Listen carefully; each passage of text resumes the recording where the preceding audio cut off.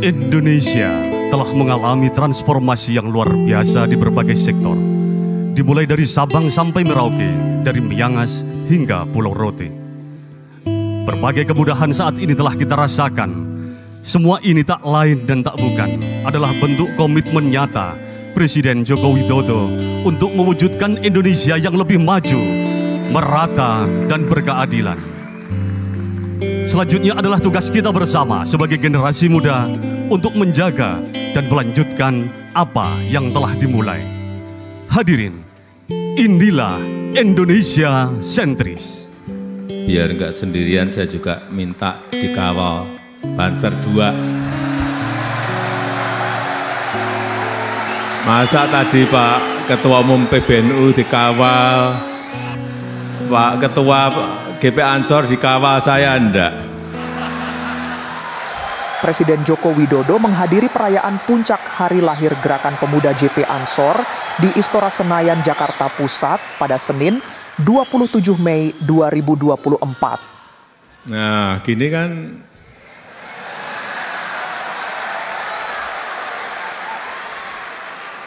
Gini kan kalau dilihat cakep. Acara ini juga merayakan harlah ke-90 GP Ansor dan pengukuhan pengurus pusat periode 2024-2029. Tadi saya mendengar Mars GP Ansor, betul-betul saya merinding. Ansor maju satu barisan, 1000 rintangan patah semuanya. Acara yang bertajuk Transisi Energi, Ekonomi Digital, dan Padat Karya. Ini dihadiri oleh sekitar 10.000 kader perwakilan dari seluruh negeri dan luar negeri, juga dimeriahkan oleh gitaris band Gigi Dewa Bujana. Selain itu, acara ini juga menampilkan pameran Indonesia Sentris, sebuah eksibisi yang mempertunjukkan pencapaian 10 tahun pemerintahan Presiden Jokowi.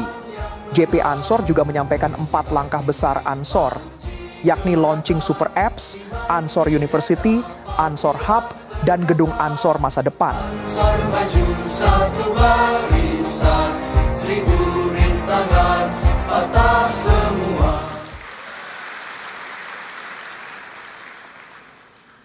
Saya juga senang tadi pas Ketua Umum GP Ansor beserta seluruh jajaran pengurus baru dilantik, dilayarkan muncul profil-profilnya. Ada yang gini, ada yang hormat, tapi saya kaget ada yang gini juga.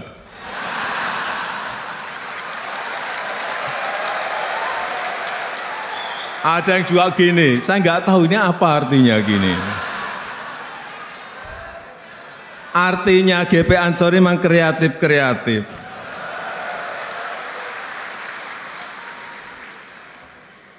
Ada aja. Dan kita patut bersyukur, sungguh anugerah dari Allah Subhanahu wa Ta'ala yang luar biasa. Kita telah mampu menghadapi berbagai krisis-krisis yang ada di dunia. Di saat banyak sekali negara yang menjadi pasien IMF. Lebih dari 96 negara menjadi pasien sekarang ini.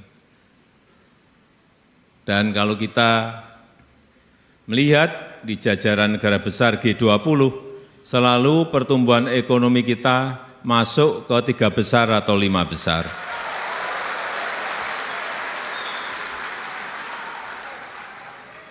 Apa yang ditakuti oleh negara-negara di seluruh dunia saat ini ada 3. Yang pertama yang berkaitan dengan kurs. Kalau di Indonesia ya rupiah dengan dolar. Kuat mana? Kuat rupiah atau kuat dolar? Begitu kuat dolar, hati-hati, ada harga-harga yang akan naik. Tetapi kalau kuat rupiah, nah harga barang-barang terutama yang impor itu menjadi jauh lebih murah. Inilah yang ditakuti oleh negara-negara, semua negara. Kurs, kemarin kita agak ngeri juga waktu kurs rupiah ke dolar melompat di atas Rp16.000, 16.200. Kita sudah mulai ketir-ketir karena negara lain juga melompat lebih dari itu. Yang pertama kurs. Yang kedua harga minyak. Hati-hati perang di Palestina yang mengikut sertakan Iran dalam kancah perang itu juga mengkhawatirkan dunia sehingga harga minyak sempat naik. Apa yang terjadi kalau minyak naik? Jangan dianggap remeh. Perang yang jauh dari kita bisa berpengaruh kepada Indonesia.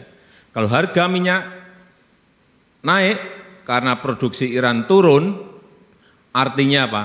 Semua barang-barang akan ikut naik. Kelihatannya nggak ada hubungannya perang yang ada di Palestina dengan Indonesia yang jauh. Ada. Kalau harga minyak naik, artinya semua barang-barang akan ikut naik. Sama seperti perang di Ukraina. Perangnya jauh dari kita di Ukraina. Tapi harga gandum melompat saat itu hampir ada yang sampai 50%. Karena gandum itu berasal dari Ukraina dan dari Rusia yang banyak. Karena perang mereka stop, nggak bisa impor. Kayak Ukraina, waktu saya ke sana, saya ketemu Presiden Zelensky, ada stok di Ukraina 77 juta ton berhenti. Di Rusia ada berhenti gandum 130 juta ton berhenti. Sehingga di sini harga mie naik, harga roti naik. Kelihatannya jauh banget, tapi pengaruhnya bisa kemana-mana. Itulah geopolitik kalau enggak kita cermati bisa menyebabkan harga-harga yang juga naik. Kemudian yang ketiga yang ditakuti oleh semua negara, yang namanya bunga pinjaman. Karena semua negara itu memiliki pinjaman. Ada yang sampai 220%, nggak usah saya sebut negaranya, Bapak Ibu saya kira sudah tahu. Ada yang 130% yang dekat kita, saya kira Bapak Ibu juga sudah tahu. Dan kita pada tataran kalau dibandingkan negara-negara lain, kita berada di angka 39%, itu sebetulnya masih jauh dari undang-undang yang diperbolehkan dan juga jauh dari negara-negara lain yang tadi juga saya sampaikan. Ini sekali lagi patut kita syukuri bersama. Dan momentum baik ini harus terus kita pertahankan, bahkan terus harus kita tingkatkan untuk mencapai Indonesia Emas 2045, 20 tahun yang akan datang. Yang paling penting menurut saya, bagaimana kita bisa menjaga agar tidak terjadi turbulensi politik. Kita menjaga semuanya agar ada stabilitas politik, karena itu menjadi kunci pembangunan di negara manapun. Kalau ini tidak bisa kita pertahankan, yang terjadi adalah kerusakan ekonomi kembali. Oleh sebab itu, di sini hadir ketua-ketua partai, ke depan sekali lagi stabilitas politik itu sangat penting sekali. Oleh sebab itu, pembangunan merata perlu keberlanjutan. Hilirisasi industri perlu keberlanjutan. Program-program kerakyatan itu perlu keberlanjutan. Transformasi menuju ekonomi hijau juga perlu keberlanjutan. Pengembalian aset seperti Freeport, Newmont, Rokan itu juga perlu keberlanjutan.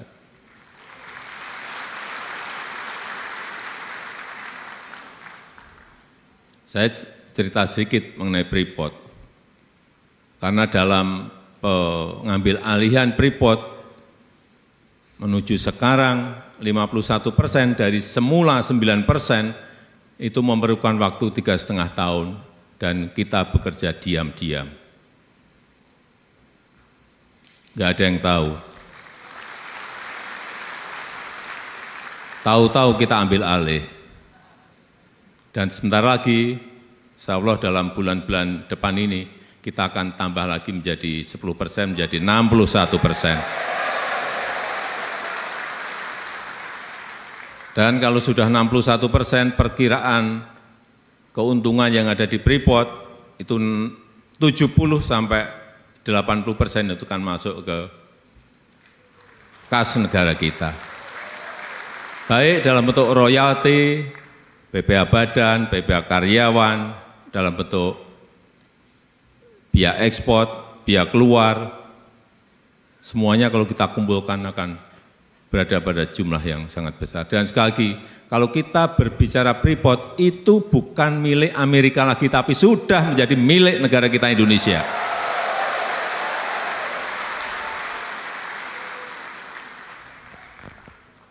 Sudah menjadi milik kita. Dan itu pengambil alihannya, saya buka sedikit, pakai uang.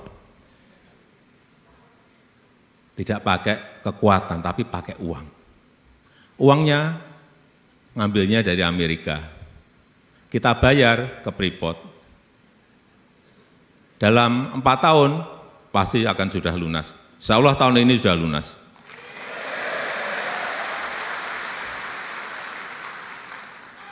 Dan harganya sekarang sudah 4 kali lipat dari harga waktu kita beli. Karena harga tembaga dunia sekarang naik begitu sangat drastis. Artinya kita untung dan untung. Untungnya saat itu pemiliknya mau melepas. Karena kondisi gonjangan ekonomi saat itu. Meskipun juga saya banyak ditakut-takuti saat itu, waktu proses pengambil alihan, Pak hati-hati, Papua bisa bergolak. Besoknya ada lagi, Pak hati-hati, Papua bisa lepas dari Indonesia. Besoknya lagi memberitahu, Pak hati-hati, Indonesia akan bergejolak kalau Freeport diambil oleh negara. Tapi pengambil alihan itu tidak dengan kekuatan power negara kok. Dengan cara-cara bisnis.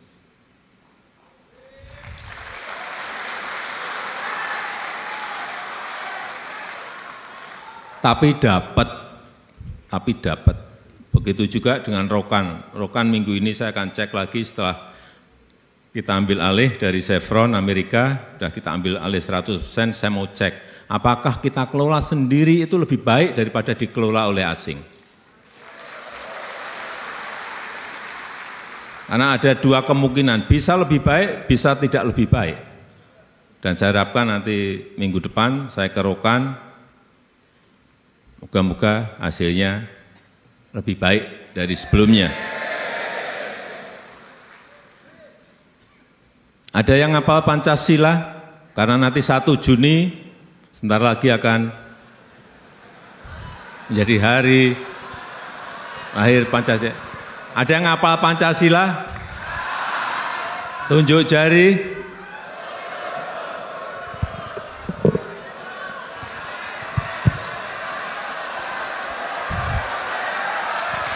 Ya, boleh.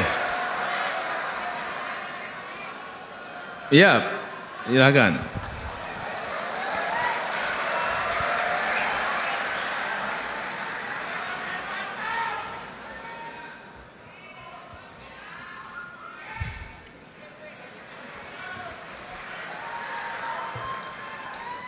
Ternyata putri. Mohon maaf. Silakan, silakan. Dekat saya enggak apa-apa.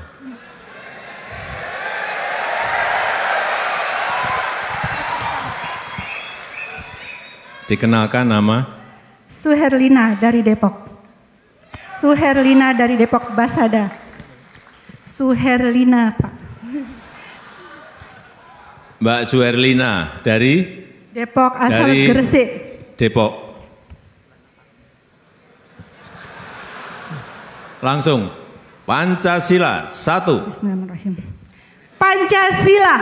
1. Ketuhanan yang Maha Esa. 2. Kemanusiaan yang adil dan beradab. 3. Persatuan Indonesia. 4. Kerakyatan dan yang dipimpin oleh hikmat kebijaksanaan dalam permusyawaratan perwakilan. 5. Keadilan sosial bagi seluruh rakyat Indonesia. Terima kasih sahabat semua.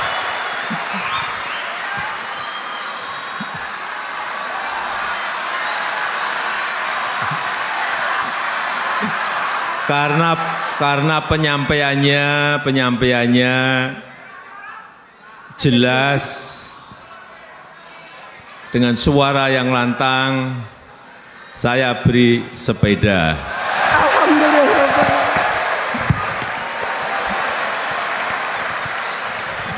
Nggak tahu.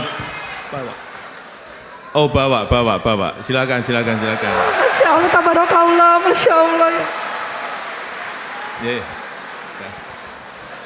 Terima kasih Pak Presiden. Yeah, kasih. Terima kasih Pak Presidenku, Masya Allah.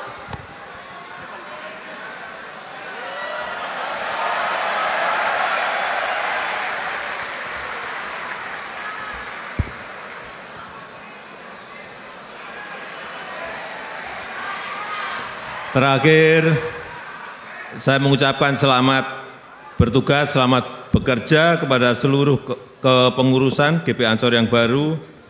Saya percaya kepemimpinan baru di GP Ansor akan terus menjadi simpul berkat bangsa menuju Indonesia emas yang kita cita-citakan. Dan dengan mengucap Bismillahirrahmanirrahim, pada sore hari ini saya luncurkan pembangunan gedung Ansor masa depan. Terima kasih. Wassalamualaikum warahmatullahi wabarakatuh.